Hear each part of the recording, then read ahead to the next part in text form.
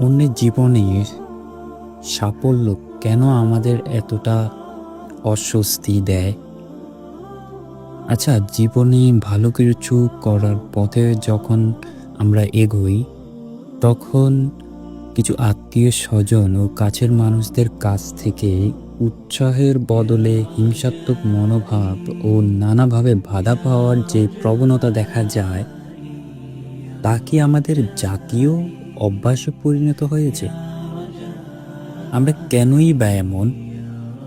আমরা কি কখনো পরিবর্তন হব না?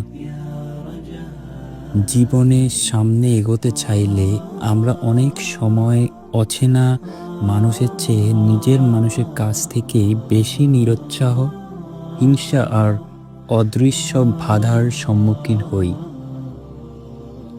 যেখানে প্রেরণা পাওয়ার কথা, সেখানে কেন যেন জন্ম নেয় তুলনা আর টানাপোড়েন। এটা কি কেবলই ব্যক্তিগত অভিজ্ঞতা, নাকি আমাদের সমাজেরই এক নীরব বাস্তবতা?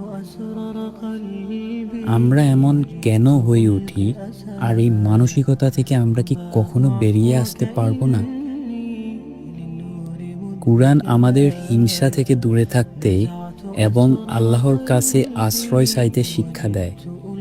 আবার আমাদেরকে একে অপরের কল্যাণে সহযোগিতা করতে কুরআন বলেছে। তাহলে কেন আমরা সেই শিক্ষা ভুলে যাই? এটা কি আমাদের অভ্যাসে পরিণত হয়েছে, নাকি আমাদের এখনো পরিবর্তনের সুযোগ রাখি? কোরআন আরও বলে, হিংসুকের অনিষ্ট থেকে আমরা আশ্রয় চাই যখন সে হিংসা করে। অন্য আয়াতে, শয়তান তো চায় তোমাদের মাঝে শত্রুতা ও বিদ্বেষ সৃষ্টি করতে। আমরা সৎকর্ম ও তাকওয়ার কাজে একে অপরকে সবসময় সহযোগিতা করব এবং হিংসুকের অনিষ্ট থেকে আমরা সবসময় আশ্রয় চাই যখন সে হিংসা করে। নিশ্চয়ই সবাই মনে রাখার কথা, মুমিনরা পরস্পর ভাই ভাই বোন বোন। তাহলে আমার প্রশ্ন হলো, আমাদের এই জাতিগত নাকি এটা কালচারগত যে আমরা আমাদের কাছের কাহারও বা পরিচিত কাহারও ভালো কিছু যখন আমাদের চোখে পড়ে, তখন আমাদের মনের ভিতরে খুবই অস্বস্তি কাজ করে? কেনই মা আমরা এমন? আমরা কি চাইলে পরিবর্তন হতে পারি না? তাকে উৎসাহ দিতে পারি না?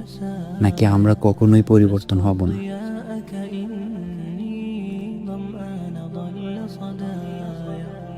إليك أنت صباحي مصفد بمسايا فاسكب